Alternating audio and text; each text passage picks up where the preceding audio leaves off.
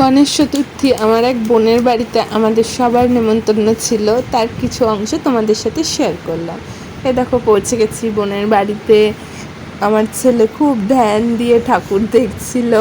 তারপরে তোমাকে দেখাচ্ছি যার বাড়িতে পুজো, সে প্রথমে বলছিল কিরে ব্লগের ভিডিও বানাবি না, এবার যখন তার ভিডিওটা তুলতে গেলাম দেখো সে নিজেই লজ্জায় মরে যাচ্ছে। তারপরে অনেক দুপুর হয়ে গেছিলো বলে আমরা খেতে চলে গেছিলাম। এই যে আমার বড়মশাই খেতে বসেও তার ফোন লাগবে, ছেলের ঠান্ডা জল পেয়েছে। তারপরে একে একে অনেক কটা আইটেম ছিল, ভুলে গেছিলাম ভিডিও করতে, কিছুটা দেখাচ্ছি তোমাদের। এই যে নান ছিল, তারপরে খিচুড়ি ছিল, বেগুনি ছিল, আর অনেক কিছু আইটেম ছিল। খাবো না ভিডিও করবো, তো লাস্টে বললাম দরকার নেই ভিডিও করার, খেয়ে নিই। খাওয়া দাওয়া শেষ, হাই হ্যালো করে সবার সাথে আবার অ্যাজ ইউজুয়াল বাড়ির দিকে রওনা দিয়ে দিলাম। এই দেখো 3 মূর্তি মিলে যাচ্ছি বাইকে করে বাড়ির দিকে। নেক্সট ভিডিওতে আবার দেখা।